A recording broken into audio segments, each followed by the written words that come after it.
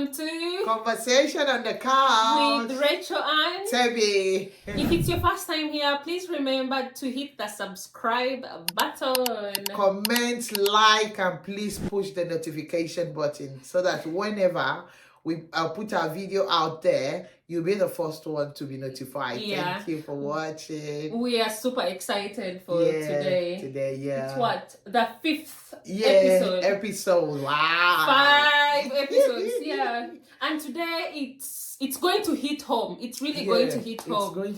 It's going to eat everyone like because we are Africans. Yeah. And it's the black tax issue. Or should we call it the African tax? Yeah, it's African belief. So black tax. They call it black tax. But mostly from the African setting in specific. They see it as the African belief, black tax.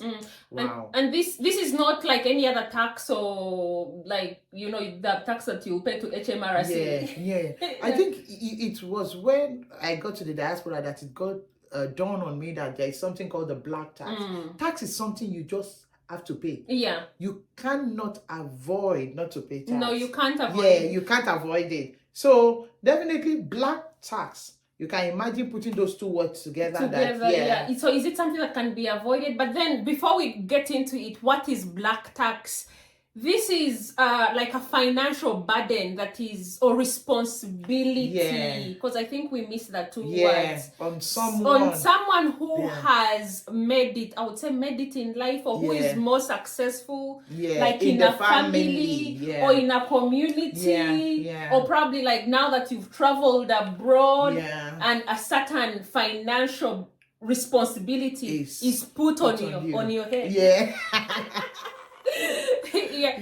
So then now is it a burden or a responsibility? Yeah. Black tax, like I keep saying, I love that topic because in Africa, when we were discussing about topic, I say it's happening in every family, it's happening in my family.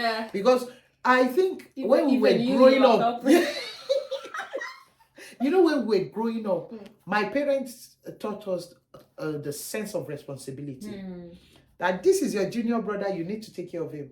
Even when we were little, this is your elder sister, the elder sister needs to be responsible to you. So I think it's just a thing in Africa that whereby you take care of yourself, take care of your uncle's nephew, extended family. I told you, I said, when we were growing up, I never knew us to have grown like a nuclear family. It has always been with an uncle, an auntie. So you growing up with those people, you believe these people, you are blood related. Part and parcel. Yes, part and parcel. Yeah. But then for me, I think with us being in the diaspora, when do we then know, where do we draw the line? Yeah.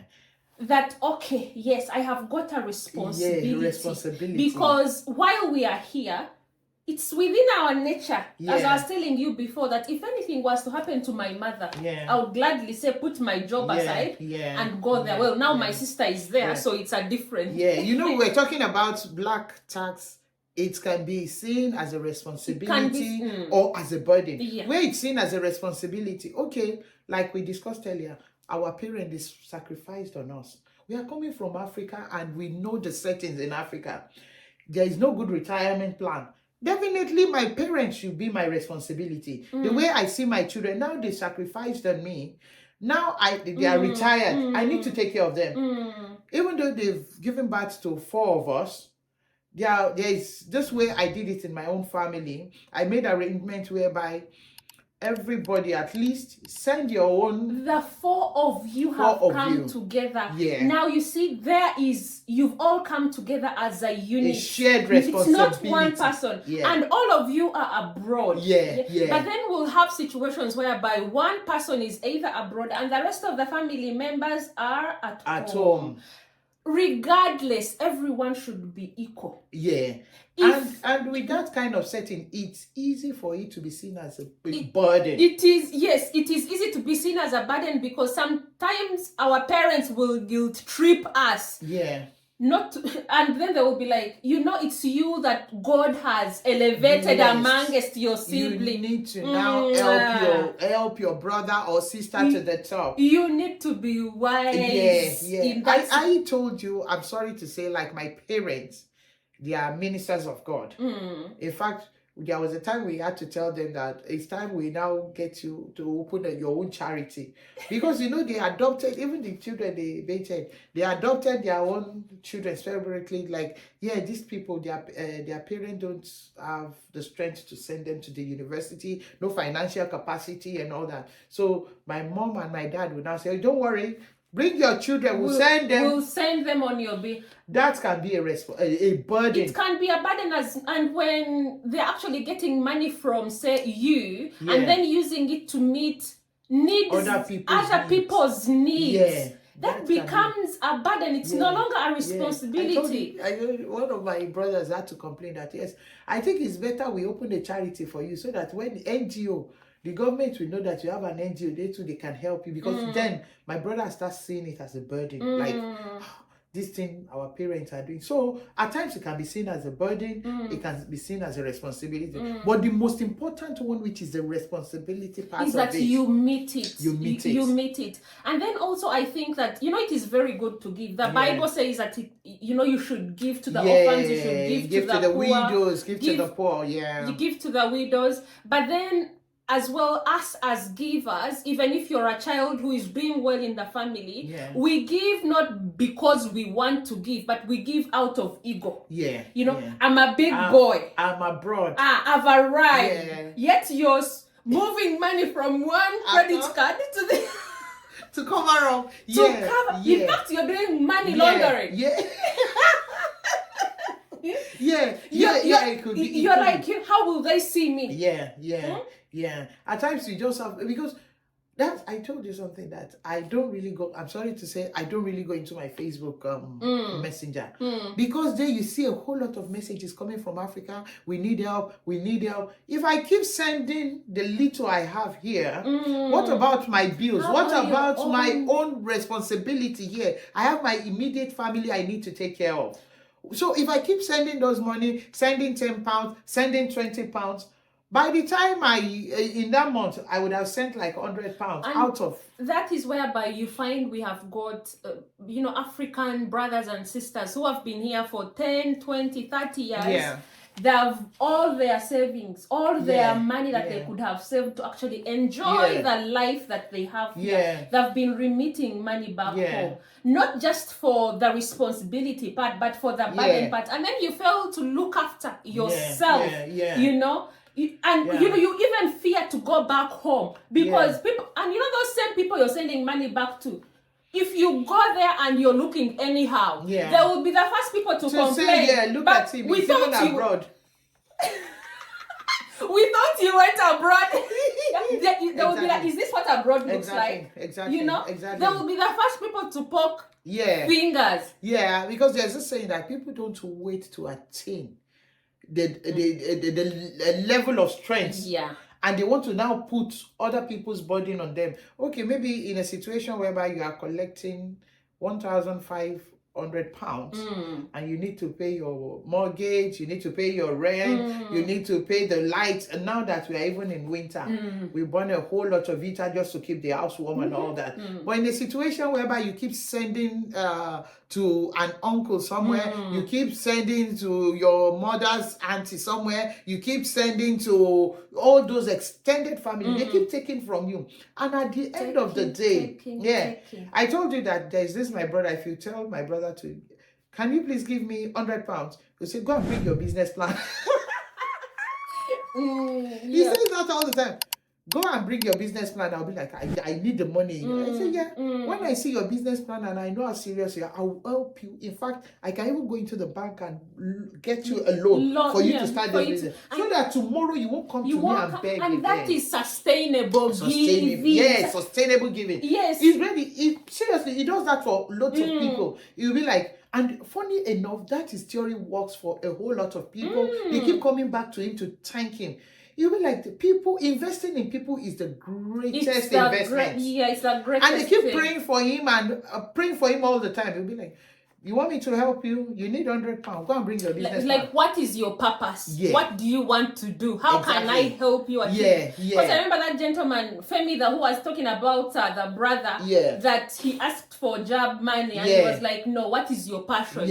And by helping him say start a business towards his passion, he was able to establish him, take care of all his other generational problems.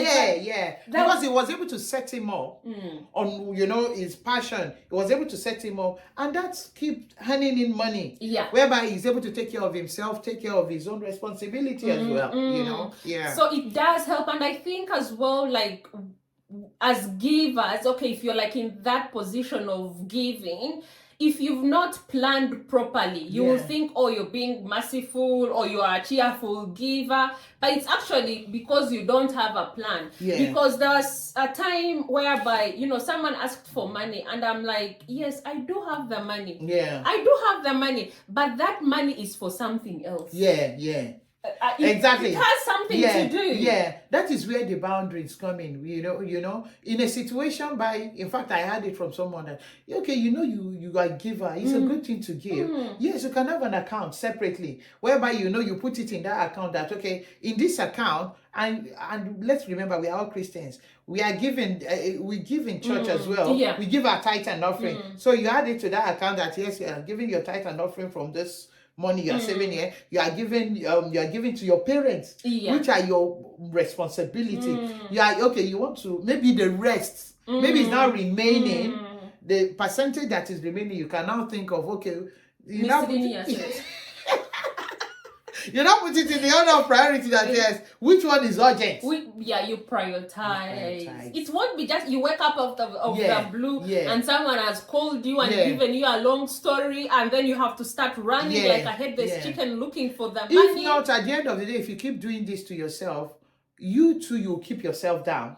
Because you don't have a plan, you keep going into the funds you don't need to go into, and you are not even able to manage yourself well. You are not even able to plan your finances. You this one say, give me 10,000. You say, it's 10 pounds. You just give that person. That person. Pay slowly. That 10 pounds, you can use that 10 pounds for that week to go to the grocery, get the grocery for your kids, get it for the family, and you know that yes, you are not taking again from the funds that is meant for your own immediate use. You know, and actually, the disheartening part is whereby you've sent some money to someone and then they just send you maybe a text. That is if you're okay to get it. Someone you won't even say thank you the next day. You'll be like, but I've sent this person money. Did you? In fact, some people you don't give them a nod like, did you get an alert?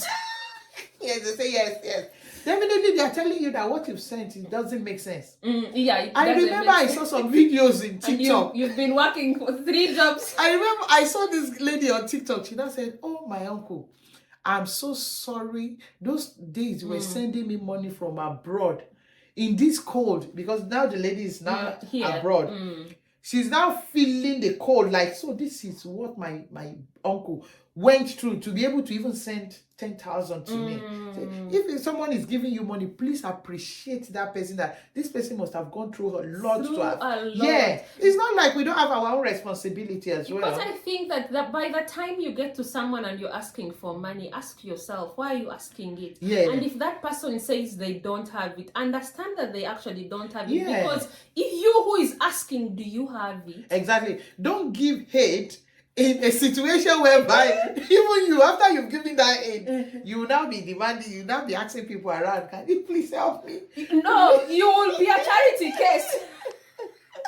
If you're not careful, you end up becoming a charity case. After you flex your muscle and see you are the rich one. Yes, you're the rich one. And that's where I think they talk about, being, laying the foundation well enough for you before offering the help. As in, you should be strong enough to be in a position to offer the help, but then at the same time not crumbled down. I think with that, there is this belief that whatever you can't continue, don't even start it.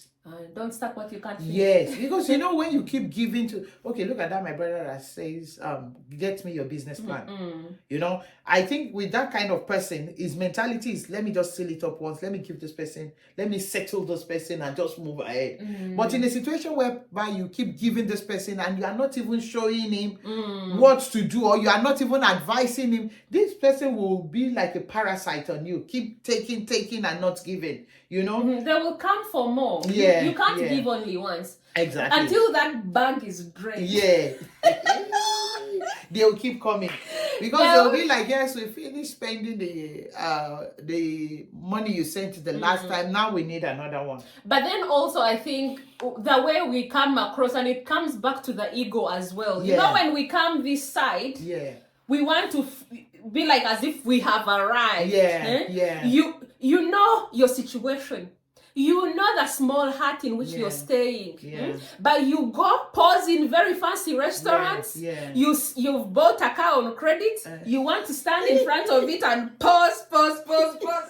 Yeah, we do that a lot. lot. Some people know you. Package, okay, this packaging will be the fall of you. You know? And that is ego. Like you want to show off that you have arrived, as you've attained a certain level. And correct me if I'm wrong, when we were back home, what we thought of being abroad is totally different. It's different. Oh my when goodness. The winter is squeezing you. When in fact you pass by the shops, you see a jacket and you can't even afford it. You can't. But then you're here pausing big girl lifestyle. And I think at times when you build your finances on emotion, that can make you to be poor for life, because you see this person, this person comes into your DM and I need so they do that a lot on social media. It has become common. It's become whereby people are sending pictures of people on their sick bed. They're holding you as hostage. Exactly, because at the end of the day, some of these people are just lying to you. What do you want me to do with your sickness?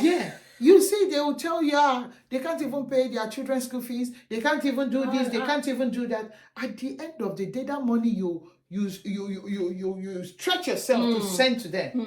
They are in the market buying that chicken. You can't even afford it.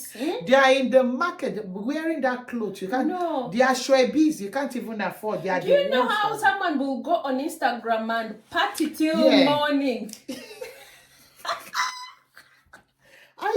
They will be on the Instagram. They will say, I've not eaten since morning. People will now respond to them. Where did you get data that you are using to? Where did you get the data you are using to communicate right now? So don't build your finances on emotion. If not, at the end of the day, these people they are all out to wreck people at their own, they are happy, they are there, you are there, you are squeezing yourself. You're squeezing unnecessarily. And I think it's more of understanding, giving knowledge, imparting knowledge. Where they said where there is wealth, there is knowledge. Let someone learn. When you're a community, like when you're a family, don't be the breadwinner. Don't stand like the breadwinner. Don't stand like a bread. Don't say, okay, you are giving the fish all the time. Teach them to how to fish. Yes. Not like giving them all the time because you want to show off. Because if there are other siblings, whether they are here or back home, everyone should be able to chip in equally. Otherwise, they are in situations like back home. Whenever you would be living in the city and in Christmas time would go back to the village and you'd attend maybe Sunday service. So they had this habit of saying, so people who have come from the city should come and sit in front because they feel like you're much better off than the people who are the locals. So in that same situation whereby you're feeling like you're better off than your siblings, you tend to bring in that favoritism, making other people feel less. And those ones now start seeing themselves as God. But then also the burden that you're putting on say if you're four in a family and say maybe the last born is doing better off, then maybe during meetings they are consulting him or her. You as the first born, because how would you feel? And And I think also parents, like senior people, elders, need to put that into consideration. Because that person is in front of you is still a child, regardless. But then because they are meeting all your needs, when they come, you're in fact kneeling for them. As an elder, you're saying, Mama, this is your child. In front of the siblings, how do they feel? Belittled. I know. So I think also the responsibility is on elders. Exactly. To remove that feeling of unequalness. Unfairness, whereby kids are not at the same level. Kids are giving differently. Like taking preference that, this is the one that is attending to my financial needs. And I think in life, at least we've been in this life over maybe 30 years now. Problem will never finish. In Nigeria, the problem, they finish. You can't solve it all. No, you can't solve because in a situation whereby you keep giving this person, at the end of the day, these are the people that will still stand up to you. You've done nothing. What has she done? What has she done? No, what I like is just ordinary. The ordinary, is it 5K? Exactly. There will be someone has told me has said that to me before. Like, what have you done? You only gave me a hair, and so is it because of I almost I went through a lot when I wanted to get that money. But at the end of the day, look at the person, didn't even appreciate it. So you can't solve it all. If you think you are the macho man, you are you can't solve it all. Problem no they finish. Problem will keep coming. But just do the one you can. Don't overwhelm yourself with people's problem. But also, do you think that the people that you're giving to understand that you as Tebi, me as Rachel, I also have problems? I have my own. Some of them don't see it that way, and some sees it that way. They will be like, "Oh, this person has really tried for me. He has his own. He or she has his own responsibility as well. You have kids to look after. Have kids. But in that kind of situation, you will now know when to draw a line. Like this person, when someone is taking me for granted, I know, of course, I'll be like, no, this is not. No, this is like you thinking, okay, you sent something to someone, and the person is not like saying thank you the next day. You know that, okay, next time. We are not God, that we are not perfect. It is school time. You have school-going children. They have school-going children. But then they come to you for school fees. We both have children who are going to school. So if I pay for your own children's fees, what happens to mine? Who's going to pay for yours? That's where budget comes in, making your own plans. Because nobody will help you think about you. You are the one that will think about yourself. Nobody will be there to, I'm thinking about Tebi now. How will Tebi? No, you are the one. It's Tebi that will think about Tebi. It's Tebi that will think about Tebi's children. Nobody will help you think about you. So that is why you just need to take care of ourselves. And God should give us knowledge and wisdom while doing it, by the way. Because it is one thing to extend help. There are people that genuinely need that help. But I think that's why I decided to actually be part of like that compassion program, like look after a child that is not mine, that I don't know of, I have no clue about, but help. And like I told you, there are some people, like myself now, my siblings, none of us are in Africa and our parents is in Africa. But there are some people that they are on the standby, they're always there for your parents. They are always there to look after your parents. When you send them on an errand, we are in the diaspora, we need someone to trust and all that. Back at home, they are always there for you. And they are tested and trusted. Those kind of people too can be like a responsibility to you. It's not like a burden. You won't. It's not like you seeing them as a burden, but when they come as a burden, you know that it's now time to draw the curtain. But at least in your own little way, you should be able to show appreciation to them that thank you for what you are doing for us. I know what you are doing for me, and I appreciate it. Or even the people that were there in your life's journey. Because there are people that out of the blue they'll hear that so and so is doing well, or so and so has done this. Then they will start calling. Taking your time. And money. Your time. I mean, it's one thing to know, okay, this this conversation is going to end in money. At the end of the day, But there are some people that when I see their phone call like this, I know that at the end of the day, because they will first give you attitude first. So I will be the one, are you okay? It's headache. Just knowing that headache, you are the one paying for the paracetamol. You are the one sending one money. Just paying for the paracetamol, paying for the water to use for the paracetamol. At the end of the day. So at times, I'm sorry to say, those kind of people, I avoid their call, because at the end of the day, you are not adding anything to me. It's you coming with your complaints. And at the end of the day, I now stretch myself. Mental health. Like my mental health is important to me. But then I also think that we give irresponsibly. And we kind of motivate behavior because, okay, you're like, okay, I'm giving, I'm helping, but then you know that the person you're going to give is going to maybe spend it on alcohol. Spend it on sports betting. But then you give this man. It's not even adding to his own value as well. That's why I keep telling that. Reminding myself about that, my brother. This is what I want to start doing to people now.